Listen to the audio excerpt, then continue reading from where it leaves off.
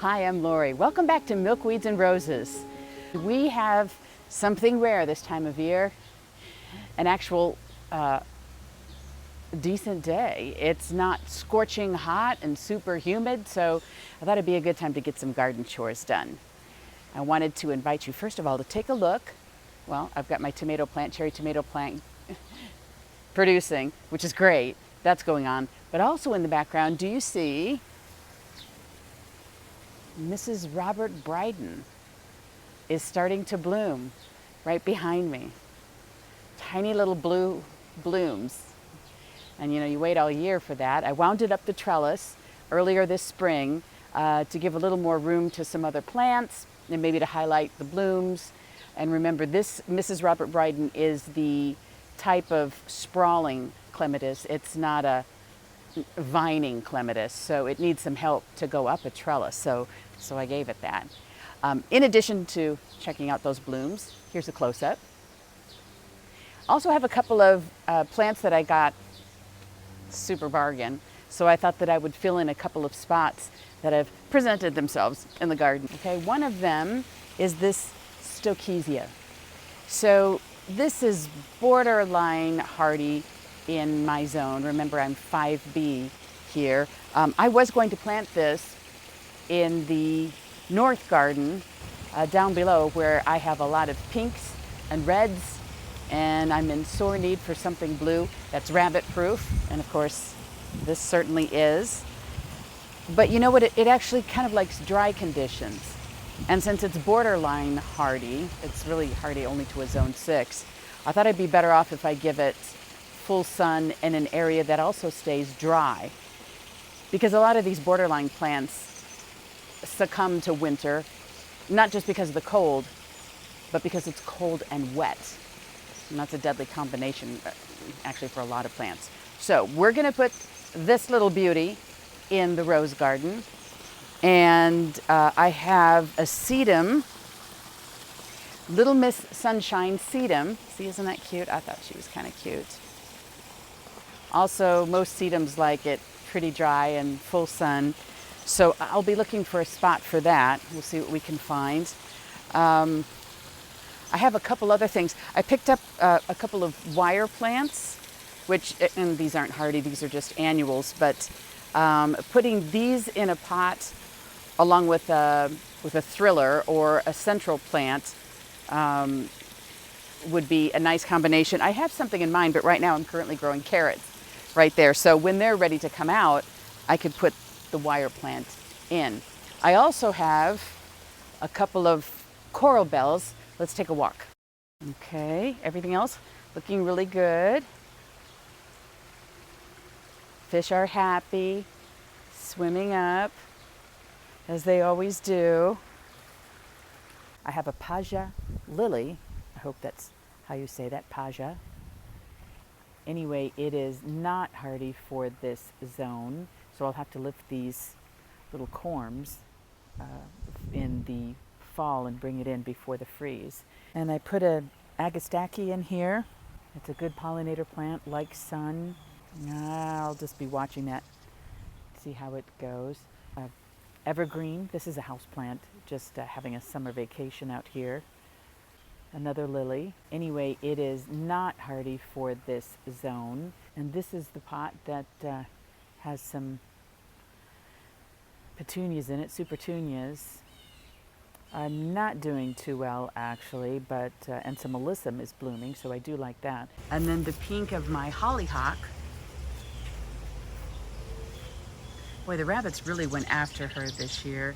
She's usually much bigger than this, but I thought, with the pink, the continuation of pink, along with the pink of the birdhouse.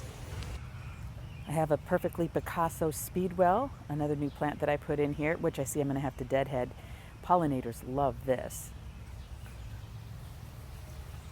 And we have, which will be nice, Heritage will be getting ready to bloom. She's budding up nicely. I keep them extra water and fertilizer because it's a tough go here within the canopy of this maple tree.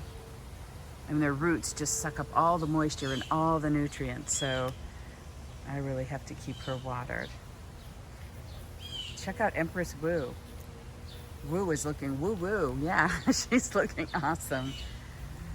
So I have a combination of other things in here, Paul's Glory, some Summoned Substance. I popped in, again, for more of the shot of pink, just an annual, some Gomphrena. Pink and then a little bit of purple. I have curly fries down here and slugs, yes, doing a number.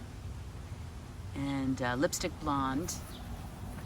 You know, the pink of the stem is kind of the giveaway on that one. And boy, this lipstick blonde that I planted in the fall, they're just not coming up. They're pretty weak. And again, the slugs are having a number there. But I did get a new Brunnera, which I thought this would be a nice spot to pop this in here by the Jack Frost Brunner, which is so nice. Ow, mosquitoes. This is another Jack Frost. I thought would be kind of nice in here.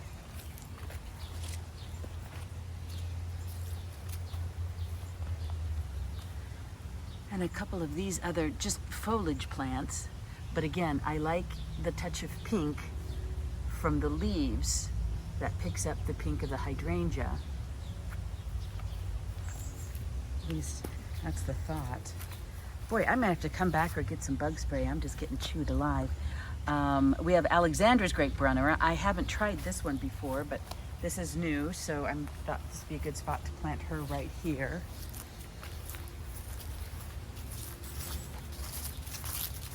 And these are the coral bells I wanted to show you. I think this would be a nice color to add in here. I've actually got two, which I need to water. But I think this nice color here, it's normally some good moisture. I know that for sure because I can see some mosquitoes swarming. But some good, the birds need to get at it, man. I need a couple of bats come do some work for me. But the coral bells I thought would be kind of nice here to contrast this color down in here. We've got a lot of pink and, we've got a lot of purple and greens. And New Dawn budding up, looking good. This one's gone over, I need the dead head, but soft pink blooms there. Are you gonna help me, Gabe? You help me take a look and make sure there's no rabbits. I also like how now the Sweet Autumn Clematis has gone over the arch, which is what I was hoping for. I knew just roses alone couldn't do it because they're just not vigorous, not in this zone. I mean, about the time they get going, then the frost kills them. So I needed something else to help me out. We'll have some nice, sweet, tiny little white fragrant blooms coming from this probably in about another month or so. Gabe is sunbathing. Yes, you stay put now, little man. My dahlia is in bloom. So nice. And the phlox, check it out. Very fragrant, tall. Really like it. I think it's looking good. I have to stay on top of the Japanese beetles here for this particular type of rose, so that's the only other thing. And of course my, yeah, this is looking good. I do like the Russian sage. It always does really well in this corner. But this is where I thought I'd put the Stokesia, right here. I'll try to stay out of range of the bumblebees and not bother them. But there is a spot. This is where the, oops, sorry, bud. You all right? I might want to step on you. That would be bad. This is where I had that plant fail in this corner right here. I just don't know if it got enough moisture. It just didn't seem to work, so I'll put it in there. And these have gone over. They sure were pretty when they were in bloom, so I need to trim those down. I have the rose and some more Agastaki. This is like pollinator heaven right in here, my rose garden, because I usually look for roses that are more open stamens like this so they can access the pollen. tiny little bees and bumbles and all kinds of things around here.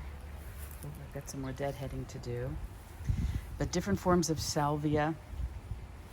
My Faust delphinium, looking good. Now this is a shorter version.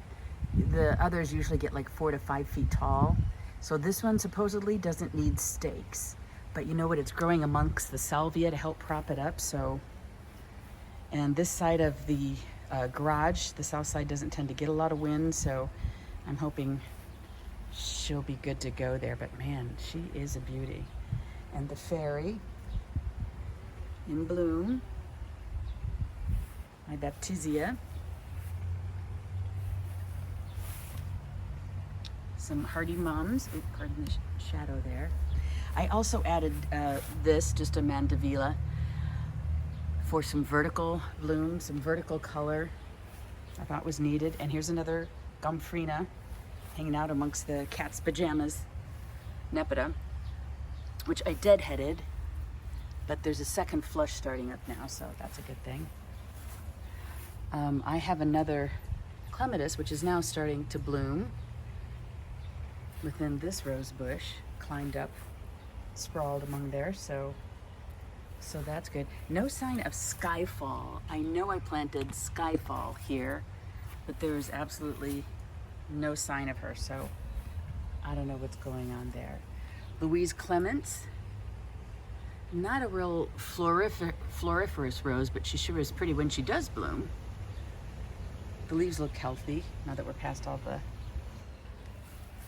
thrips and the other things were going after her. Sawfly. We have quicksilver in bloom. Looking good. Stand By Me, clematis. I see a lot of bees on this usually in the morning. They've got lots of things to choose from now, but looking good. Boy, she just keeps on blooming. And Lady in Red in here has bloomed once. I don't see her second bloom right now, but we'll see. This is the Rogue Datura, angel trumpet. That is poisonous, every part of it, but it has really super fragrant white bell-shaped or trumpet-shaped blooms. So those will be here in about a month, I suppose, but I have to really stay on top of this one because it grows super fast, it reseeds like crazy, man. So that's what we're doing. Okay, now I better grab the dogs here. I see one. Gotta see where little Buddy went. That Gabe will come when called, but I tell you what, Buddy gets into trouble himself. Buddy, I see you over there. Come on. Come, Buddy. Buddy, come. Buddy, come. There he is. Buddy, come. I'll be back. Okay, that's it for this edition of Milkweeds and Roses. You know, there's always something more to do, so I'll see you again very soon. Meanwhile, I hope the weather is as fair for you as it is here today. Love it. We need more of that, don't we? Thanks for joining me. And again, I'll see you very soon. Bye.